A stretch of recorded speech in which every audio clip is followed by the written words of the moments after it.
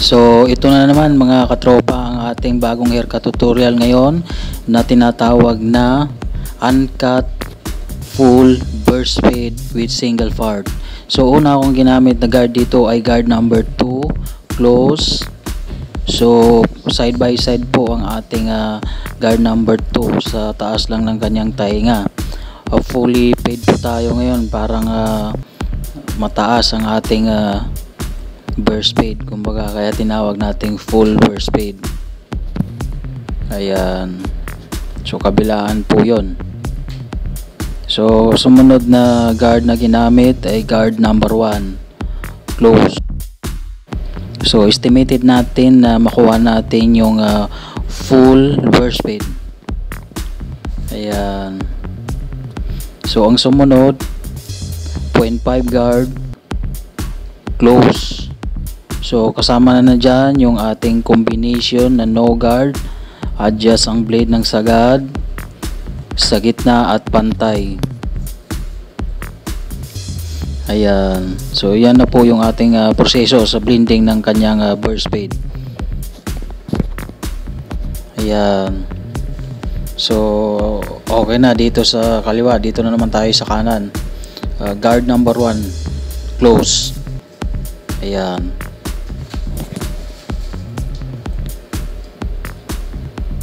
so ang sumunod guard 0.5 close with combination no guard, adjust ang blade ng sagad, sa gitna at pantay. Ayan, so estimated natin na magagaya natin dun sa kabila para pareho lang po ang taas nun. Ayan, so okay na. So ngayon i-trim natin yung dinaanan kanina ng guard number 2.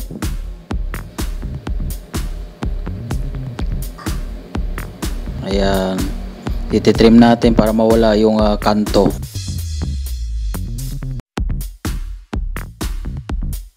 So paikot na lang po, paikot po yung ating trimming. Ayan, para mabilog yung ating trimming ngayon, para may bagay natin sa hugis ng kanyang ulo ang ating pagtitrim. Ayan, so ang ititrim natin yung kanto, tapos yung dito banda sa likod niya ay parang bibilugin lang, sabayan lang yung hugis ng kanyang ulo, dahil dito sa kabila may bukol siya rito, dito sa kaliwa sa taas ng tainga, tapos malalim po yung banda doon sa taas ng tainga, kaya ganyan po yung forma. So ibabagay lang po natin. So ngayon gumamit tayo ng detailer para gawa natin siya ng shape line or hard part. Ayan, so may linya po, kaya tinawag natin single part. Ayan, so curve patilla po pababa para i-detail natin yung kanyang burst, para sa pag-aayit mamaya ay madali lamang po. So ayan na po yung kanyang single part na linya.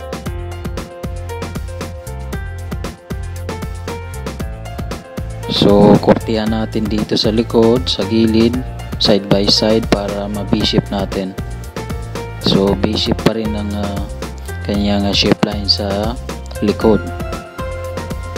Ayan, so kailangan estimated natin na balance po ang ating mga outline at saka yung ating burst fade at saka yung kanyang shape line sa noo, yung hard part niya.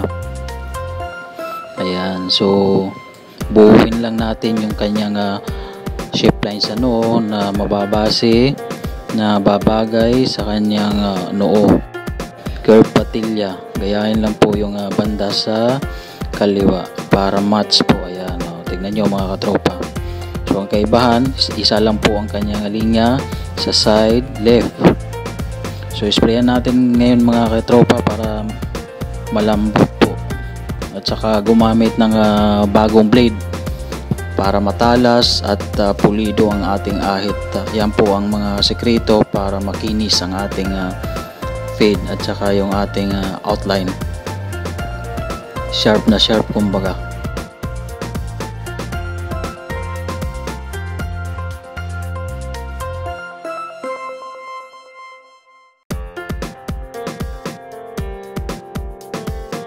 So madali lang po itin mga katropa dahil una ay ginawa natin siya ng pattern, tapos ay itin natin.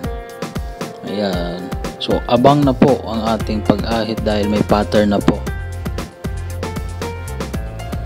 Ayan. So napakadali. Kailangan po sa paggugupit mga katropa ay mayroon tayong tinatawag na program. Kumbaga kung saan nauuna, paikot mula sa kaliwa papunta sa kanan.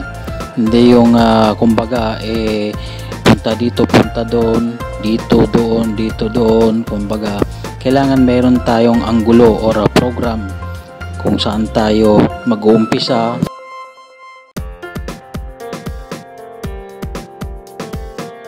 Ayan.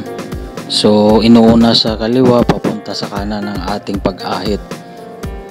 Ayan. So, 'di ba? Mga katropa, detalyado ang ating paggugupit. Hindi yung pulot ka ng pulot ng gamit kung ano-ano. Kailangan isang ikot ay isang gawa ng ating tools. Tulad nitong laba mula doon sa kaliwa papunta dito sa kanan hangga't mabuo natin ang ating ahit. Ayan mga katropa, 'di ba? Ganun po ang aking maibigay sa inyo na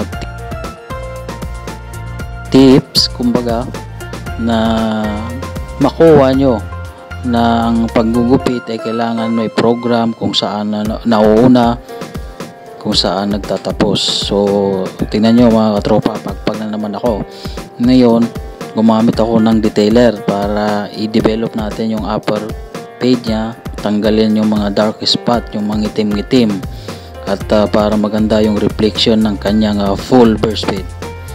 Ayan po. Ang ginamit ko dyan na guard ay 0.5 guard, tapos yung combination natin ng no guard, adjust ang blade ng sagad sa gitna at pantay. Yung ibig sabihin ng combination yan mga katropa ay yung blade natin, di ba, adjust natin ng isasagad natin tapos sa gitna at ipapantay. Ganun po para pinong-pino po ang ating fade. So nakikita nyo naman sa mga gupit ko mga katropa kung bakit tinawag kong glass fade, dahil makinis po ang ating fade dahil sa combination na yon na maganda po yung pagkasunod-sunod ng mga buhok. So ayun po mga katropa. So ngayon i-trim natin uli gamit ang ating mini cordless clipper overcomb para bilugin at tanggalin yung mga nakausling buhok. Ayan, pagpaguli. So ayusin natin yung nasa likod niya, yung base shape niya, yung i-trim natin konti para hindi masyadong pang-pang o kanto. Maganda po yung pagka hugis or size ng buhok sa likod. So ngayon, scissor overcomb tayo, finishing touch. Dahil kaya tinawag na uncut top dahil hindi na po babawasan ng kanyang buhok sa taas. At saka yan po ang kanyang gusto, na hindi na babawasan ng kanyang top hair.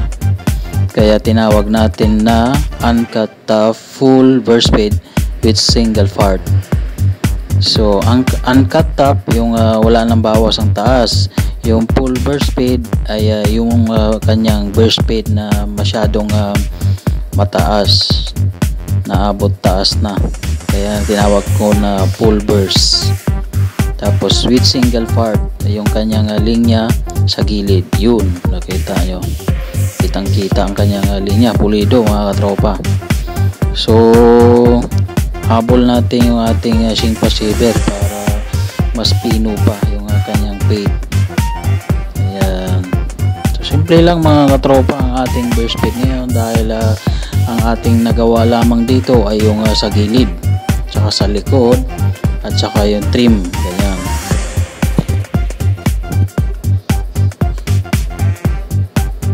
So inaayos-ayos lang natin ito mga katropa, kung saan nakikita natin dito sa kanyang fade na medyo mayroon pang pwedeng ayusin, ay ayusin po natin para maganda po yung kalalabasan ng kanyang burst.